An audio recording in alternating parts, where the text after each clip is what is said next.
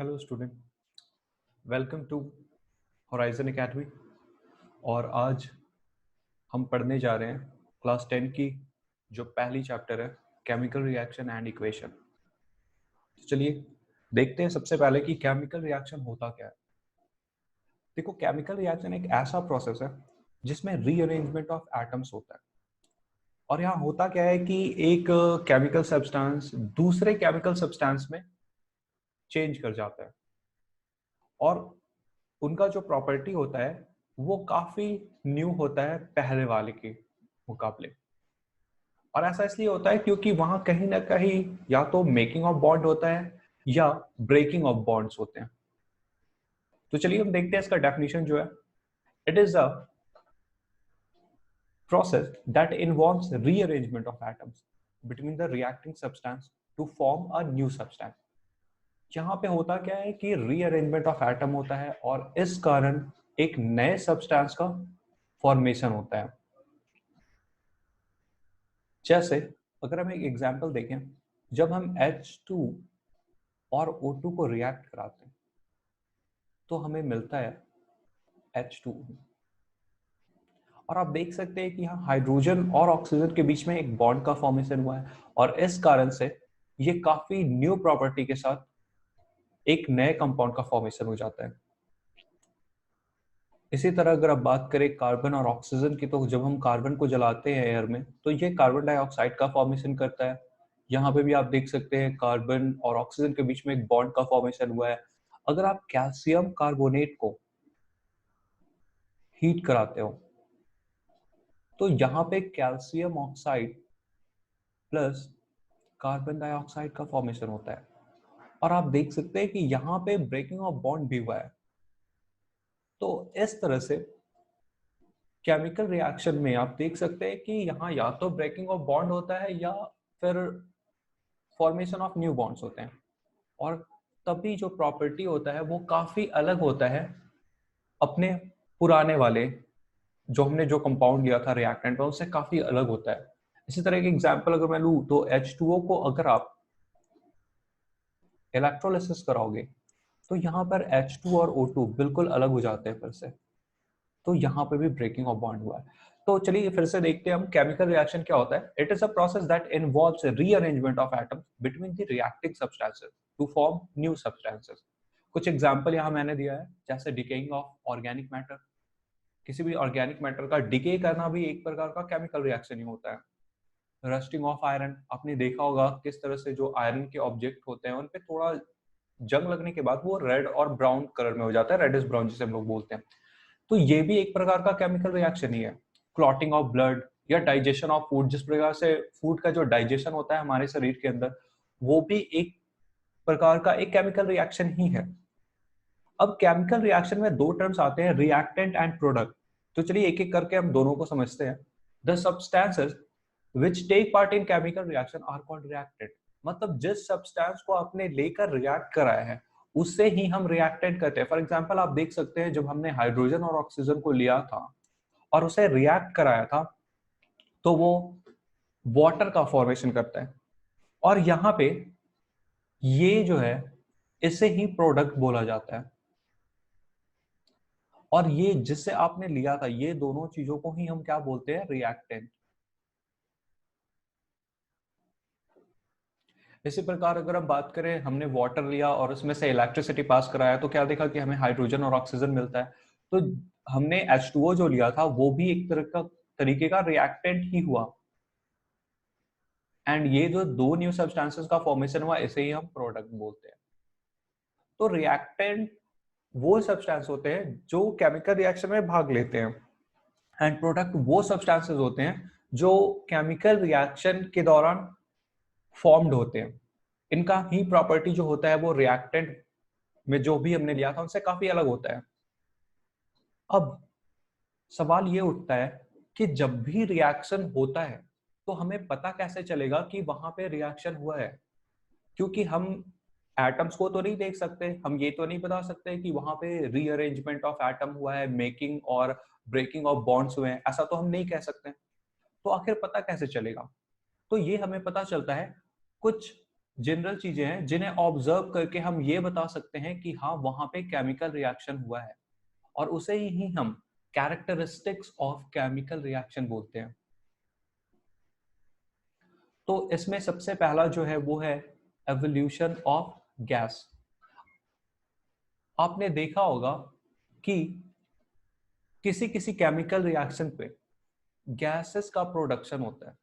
For example, जब आप baking soda पे लेमन डालते हो तो आपने नोटिस करा होगा कि वहां पे काफी तेजी से कार्बन डाइऑक्साइड का प्रोडक्शन होता है।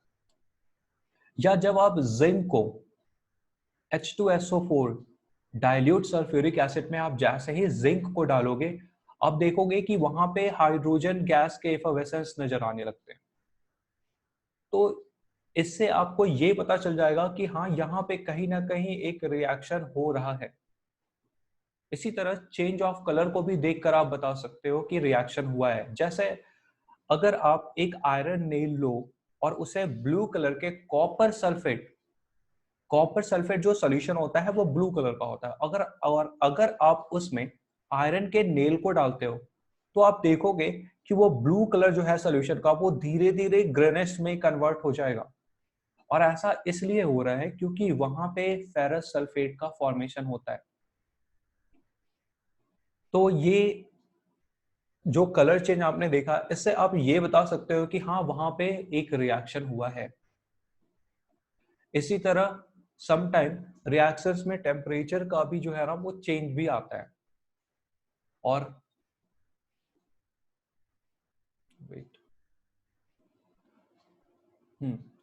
तो जैसे एक एग्जांपल मैं यहाँ पे देने वाला हूँ, जब आप क्विक लाइम लेते हो जिसे कैल्शियम ऑक्साइड भी कहा जाता है, इसका केमिकल जो नेम है वो है कैल्शियम ऑक्साइड, और जैसे इसमें आप वाटर ऐड करते हो वो कैल्शियम हाइड्रोक्साइड का फॉर्मेशन करता है, और यहाँ पे बहुत ही हीट जो होता है ना, बहुत ज्यादा अमाउंट में हीट भी रिलीज होता है।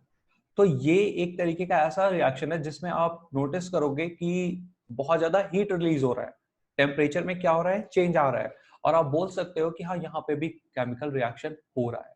इसी प्रकार से एक और है फॉर्मेशन ऑफ प्रेसिपिटेट। देखो प्रेसिपिटेट क्या होता है, जब भी दो सब्सटेंस रिएक्ट करते हैं या किसी भी रिएक्शन में कोई इनसॉल्युबल सब्सटेंस का अगर फॉर्मेशन हो जाए तो उसे ही हम प्रेसिपिटेट बोलते हैं।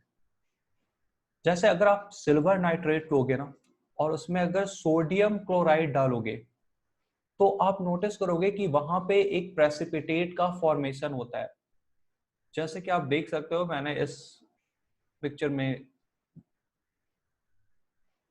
दिखाया, ये आप देख सकते हो इसे, कि इस पिक्चर में आप देखोगे कि इस वाले में व्हाइट कलर का जो आपको नजर आ रहा है यही है प्रेसिपिटेट, जिसे शॉर्ट में पीपीटी भी बोला जाता है। तो ये सिल्वर क्लोराइड ही है। तो इसी इनसॉल्युबल सब्सटेंस को हम प्रेसिपिटेट कहते हैं।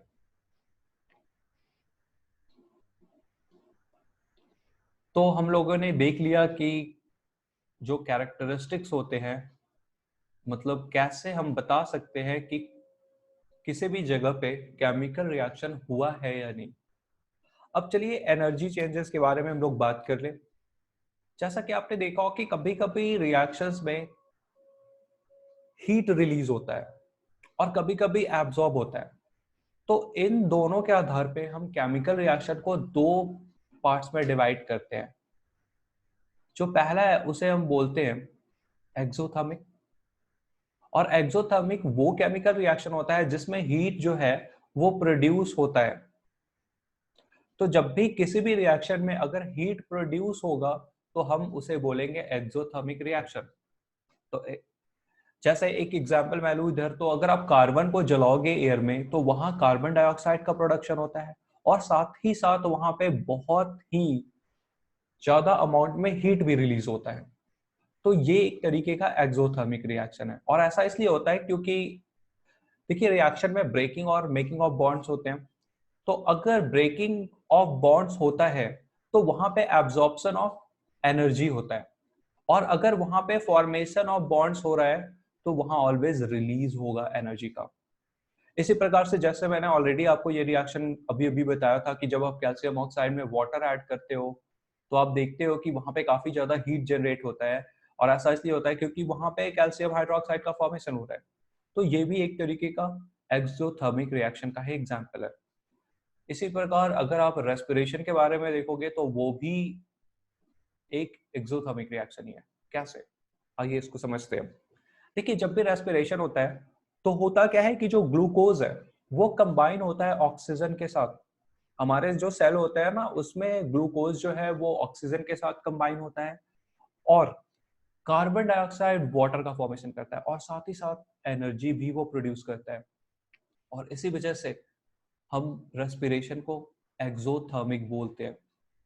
और हाँ, ये जो क्वेश्चन है ना, इससे एग्जाम्स में क्वेश्चन भी आते हैं कि रेस्पिरेशन जो है वो एक्सोथर्मिक है तो वो कैसे है। तो मैंने यहाँ पे एक्सप्लेन कर दिया है कि एक्सोथर्मिक रिएक्शन जो रेस्पिरेशन है वो एक्सोथर्मिक रिएक्शन ही होते हैं क्योंकि वहां पे एनर्जी रिलीज होता है। चलिए एंडोथर्मिक रिएक्शन के बारे में भी हम समझ लेते हैं। हाँ, मैंने कुछ और भी एग्जाम्पल यहाँ पे दिया है कि रेस्पिरेशन में, जैसे रेस्पिरेशन एक प्रकार का सॉरी वो एक्सोथर्मिक है, उसी तरह से रस्टिंग, बर्निंग ऑफ कोल या किसी भी फ्यूल को आप अगर जलाएं, पेट्रोलियम वगैरह को, तो वो भी एक तरीके का एक्सोथर्मिक की रिएक्शन है। नाउ अब हम बात करेंगे एंडोथर्मिक रिएक्शंस के बारे में।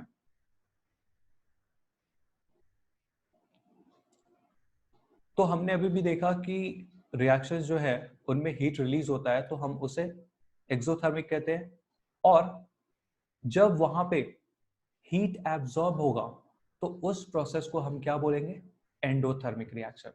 Those chemical reaction in which heat is absorb, अगर कहीं भी किसी भी रिएक्शन में हीट को एब्जॉर्ब किया जा रहा है तो हम उसे एंडोथर्मिक बोलते हैं। जैसे आपने अगर कैल्शियम कार्बोनेट को तोड़ना है तो आप उस पे हीट दोगे। और हाँ, कहीं कहीं पे आपने देखा होगा कि हीट का जो सिंबल होता है वो इस तरह से एक ट्रायंगल के रूप में दिया जाता है। एक्चुअली ये हीट का सिंबल है जिसे हम लोग डेल्टा भी बोलते हैं। ये हीट को इसी तरह से सिंबलाइज किया जाता है।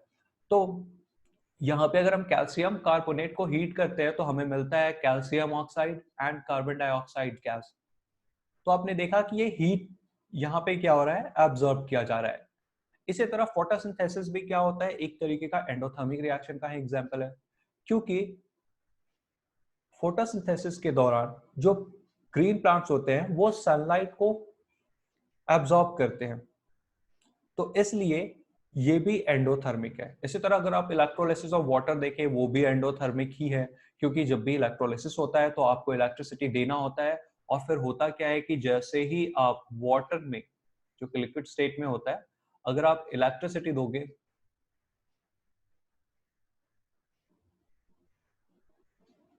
इलेक्ट्रिसिटी पास कराओगे इससे, तो आप देखोगे यहाँ पे हाइड्रोजन और ऑक्सीजन का फॉर्मेशन होता है। ये भी गैस और ये जो ऑक्सीजन है वो भी गैस। तो यहाँ पे आप देख रहे हो कि वाटर जो है वो इलेक्ट्रिकल एनर्जी को क्या कर रहा है, एब्जॉर्ब कर रहा है और तब जाकर वो हाइड्रोजन और ऑक्सीजन में ब्रेक कर रहा है। तो इस तरह से आप देख सकते हो कि एंडोथर्मिक रिएक्शन में ही इलेक्ट्रोलिसिस ऑफ वाटर भी आता है। चलिए, तो आज हमने देखा एंडोथर्मिक और एक्सोथर्मिक रिएक्शन क्या होते हैं। नाउ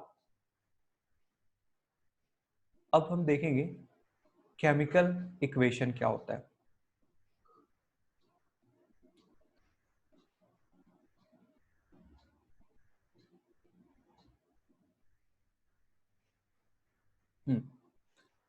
देखिए, अगर मैं बोलूं कि मैग्नीशियम जो है, magnesium burns in air to give magnesium oxide, तो क्या आप इसे वर्ड्स में लिखोगे ऐसे, magnesium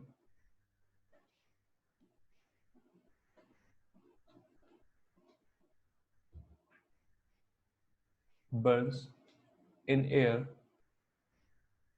to give magnesium oxide. तो रिएक्शन को मोर इंफॉर्मेटिव बनाने के लिए हम क्या करते हैं कि सिंबल का हेल्प लेते हैं और इस तरह से magnesium plus oxygen gives magnesium oxide, हम इस प्रकार से उस रिएक्शन को रिप्रेजेंट करते हैं। तो केमिकल इक्वेशन क्या है? एक ऐसा मेथड है या हम बोल सकते हैं रिप्रेजेंटेशन है किसी भी केमिकल रिएक्शन का with the help of symbol and formula. तो जब भी हम फॉर्मूला और सिंबल की मदद से किसी भी रिएक्शन को रिप्रेजेंट करते हैं तो उसी मेथड को हम केमिकल इक्वेशन बोलते हैं। और केमिकल इक्वेशन में हम उसे और भी इंफॉर्मेटिव बनाते हैं। स्टेट जो है, जो भी एलिमेंट्स हम ले रहे हैं, कंपाउंड ले रहे हैं, उनके स्टेट्स को ऐड करके। फॉर एग्जांपल अगर मैंने यहाँ पे मैग्नीशियम लिया है तो ये जो है ये सॉलिड स्टेट में होगा तो हम इधर एस लिख देंगे। ऑक्सीजन जो हमने लिया वो गैसेस फॉर्म में है तो गैस। और जो यहाँ पे MgO बनता है ये सॉलिड ही रहेगा और ये एक पाउडर होता है और ये व्हाइट कलर का होता है। तो आप कलर भी जान लें क्योंकि ये सवाल अक्सर एग्जाम्स में देखने को मिलते हैं कि जब भी मैग्नीशियम को हम बर्न करते हैं तो वो डैजलिंग लाइट के साथ जलता है और साथ ही साथ व्हाइट कलर का एक पाउडर का फॉर्मेशन भी करता है जिसे हम मैग्नीशियम ऑक्साइड बोलते हैं।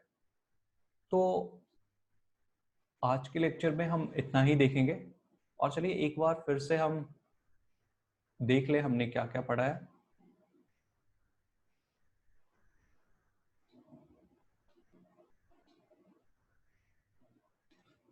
तो आज हमने पढ़ा केमिकल रिएक्शन किसे बोलते हैं। तो केमिकल रिएक्शन वो प्रोसेस है जिसमें रीअरेंजमेंट ऑफ एटम होता है बिटवीन द रिएक्टिंग सब्सटेंसेस और इसमें न्यू सब्सटेंसेस का फॉर्मेशन होता है। रिएक्टेंट किसे कहते हैं? तो वो सब्सटेंस जो केमिकल रिएक्शन में हिस्सा लेते हैं उस सब्सटेंसेस को ही हम रिएक्टेंट बोलते हैं। प्रोडक्ट वो होते हैं जो न्यू सब्सटेंस के रूप में फॉर्म्ड होते हैं। कैरेक्टरिस्टिक्स हमने देखा था कि कैसे हम बता सकते हैं कि कहीं भी रिएक्शन हुआ है या नहीं, जिसमें हम लोगों ने इवोल्यूशन ऑफ गैस देखा था, चेंज ऑफ कलर देखा था, change of state, change in temperature, formation of precipitate. इसी तरह हमने energy change in chemical reaction भी देखा कि किस तरह से कुछ रिएक्शन में हीट जनरेट होता है जबकि किसी किसी रिएक्शन में हीट एब्जॉर्ब होता है। फिर हमने देखा फोटोसिंथेसिस एक तरीके का एंडोथर्मिक है और हाँ यहाँ से काफी ज्यादा क्वेश्चन आते हैं एग्जाम्स में। फोटोसिंथेसिस को कैसे एंडोथर्मिक बोला जाता है या रेस्पिरेशन कैसे एक एक्सोथर्मिक रिएक्शन है। फिर हमने देखा कि केमिकल इक्वेशन किसे बोलते हैं। तो फिलहाल आज के लेक्चर में हम इतना ही देखेंगे और अगर आपको वीडियो पसंद आया हो तो प्लीज़ सब्सक्राइब करें और लाइक करें। Thank you.